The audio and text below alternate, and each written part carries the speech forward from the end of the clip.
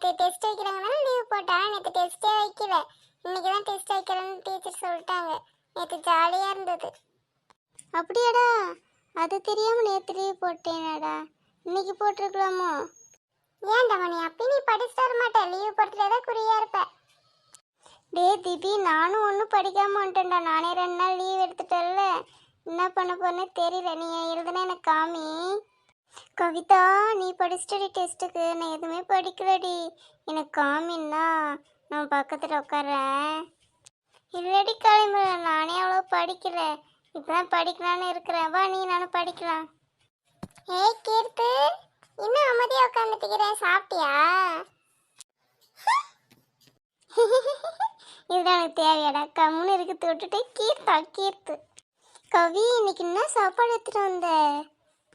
நான் தயிர் சாதமும் மாங்காய் ஊறுகாயும் எடுத்துகிட்டு வந்த கலை. நீ என்ன எடுத்துகிட்டு வந்த? நான் இன்னைக்கு வெஜிடபிள் பிரியாணி எடுத்துகிட்டு வந்துக்கிறேன். நீ நான் ஷேர் பண்ணி சாப்பிடலாம். ஏய் கலைமலை, நானும் ஒருத்தவங்க கூட சாப்பிட. போடா, நீ என்ன எடுத்துகிட்டு வந்த சாப்பாடு? பழைய கஞ்சி எடுத்துகிட்டு வந்துக்கிறேன். மூஞ்ச பாரு. ஏய், சார் வராரு பிள்ளைக்கு, சத்தம் கேட்குது, வந்து எல்லாரும் உட்காருங்க, சத்தம் போடாதீங்க, இல்லை சார் திட்டுவார்.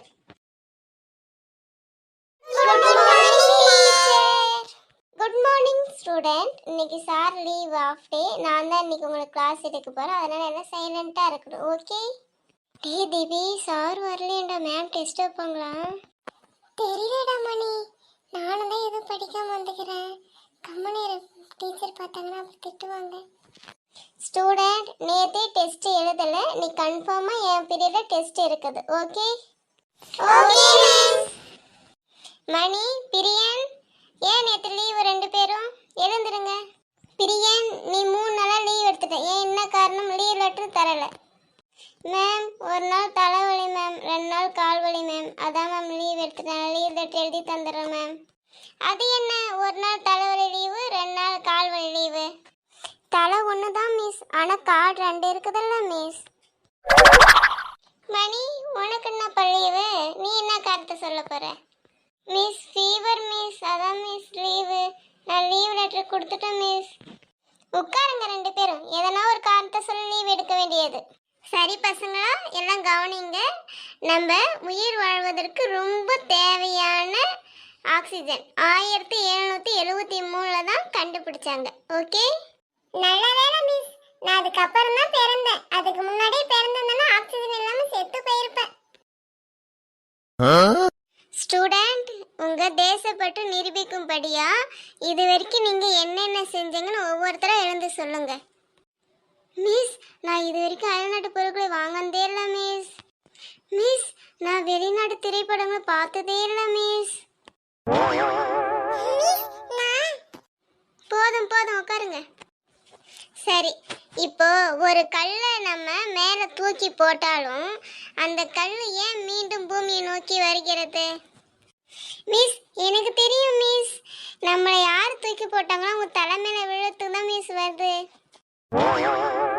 ஸ்டூடெண்ட், கண் பார்வை யாருக்கு நல்லா தெரியும், மனிதர்களுக்கா மிருகங்களுக்கா? மிஸ், மிருகங்களுக்கு தான் மிஸ், ஏன்னா மிருகங்கள் கண்ணாடி போட்டதே இல்லை மிஸ். மிஸ், உயிர் இல்லாத மலரை கூட நம்ம நேசிக்கிறோம் மிஸ், ஆனா நமக்காக உயிரையே கொடுப்பவரை மட்டும் நேசிக்க மாட்டோம் மிஸ், ஏன்? இங்க பாருங்க ஸ்டூடெண்ட், அந்த மாதிரிலாம் நம்ம இருக்கக்கூடாது, நம்ம எல்லாத்தையுமே நேசிக்கணும், ஓகே? அப்படி நல்லா சொல்லுங்க மிஸ், நான் சொன்ன அந்த மணி பையன் கேட்கவே மாட்டான். மணி, திபி சொல்றது சரிதான், அந்த மாதிரி தான் எல்லாத்தையும் நேசிக்க கற்றுக்கணும். மிஸ், நீங்க வேற மிஸ், மட்டன் சிக்கன் ஃபிஷ் நேசிக்க சொல்கிறோம் மிஸ். அதான் மிஸ் நமக்காக உயிரையே கொடுக்குது, அதான் மிஸ் நான் சொன்னேன். சரி விடுங்க, இப்போ 3ஆம் உலகப் போர் வந்தா என்ன ஆகும்? மிஸ், வரலாறு இன்னும் நிறைய படிக்க வேண்டியது இருக்கு மிஸ். ஸ்டூடெண்ட், பொய் சொல்லக்கூடாது, அடுத்தவங்க பொருள் மேலே ஆசைப்படக்கூடாது, மற்றவங்களோட மனசை நம்ம காயப்படுத்துகிற மாதிரி நடந்துக்கூடாது, பேசவும் கூடாது, ஓகே? இந்த உலகத்திலே வாழக்கூடாதுன்னு சொல்லிடுங்க மிஸ்.